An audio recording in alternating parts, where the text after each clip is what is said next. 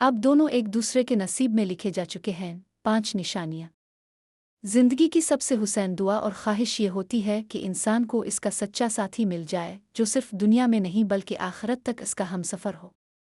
जब दो दिल, दो रूहें और दो जिंदगियां एक दूसरे के लिए लिख दी जाती हैं तो कायनात के हर ज़रूरी में उनके मिलने की आहट सुनाई देती है।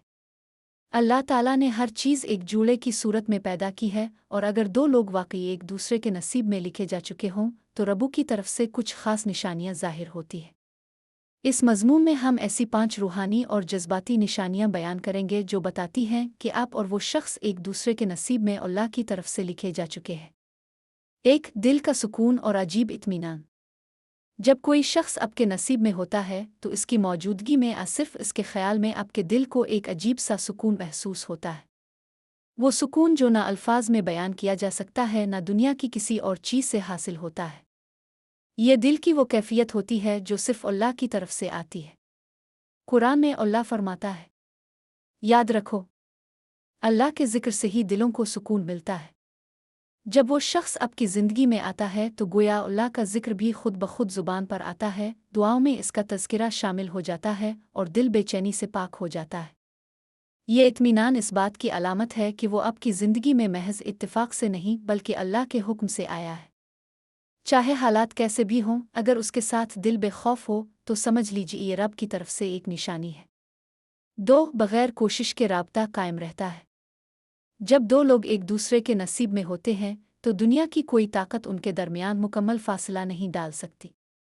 आप लाख दूर हो जाएं, बातचीत बंद हो जाए या वक्त के हालात बिगाड़ पैदा कर दें, लेकिन किसी न किसी तरह राब्ता, याद आ जज्बात का रिश्ता बाकी रहता है। ये ताल्लुक़ ना तो सिर्फ जज्बाती होता है, ना ही जिस्मानी, बल्कि एक गहरा रूहानी बंधन होता है जो अल्फाज से बालातर होता है। बसा औकात बरसों का फासला हो, लेकिन जब दोबारा सामना होता है तो वही अपनायत, वही कुर्बत, वही मोहब्बत वैसे ही महसूस होती है जैसे कल की बात हो। ये राब्ता इस बात की निशानी है कि अब दोनों के दिल एक ही सोर्स से जारी हैं, और वो है अल्लाह ताला का फैसला। 3. आप एक दूसरे को बेहतर इंसान बना देते हैं। जब कोई शख्स आपके नसीब में लिखा जा चुका होता है तो इसकी मौजूदगी आपको गुनाहों से दूर करती है, नेकी की तरफ माइल करती है और आपकी सोच, ज़ुबान और अमल में तब्दीली आती है। वो शख्स आपको सजदे में ले जाता है, कुरान की तिलावत की तरफ राग़िब करता है और दुआओं का ज़रिया बनता है।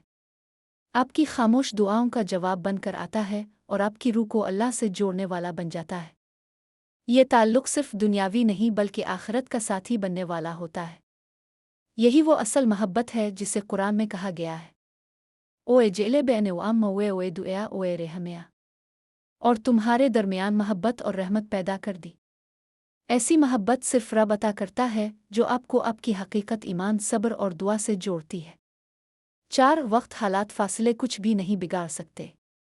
अगर वो शख्स आपके नसीब में होता है तो चाहे वक्त कितना ही बदल जाए, हालात कितने ही मुखालिफ हो जाएं और फासले कितने ही लंबे हो जाएं, अल्लाह उन तमाम रुकावटों के बावजूद रास्ता पैदा कर देता है। दुनिया आपको जुदा कर सकती है, लोग आपको मायूस कर सकते हैं, लेकिन अल्लाह ताला हर बार ऐसा सबब पैदा करता है कि अब दोनों का ताल्लुक बहाल हो जाता है।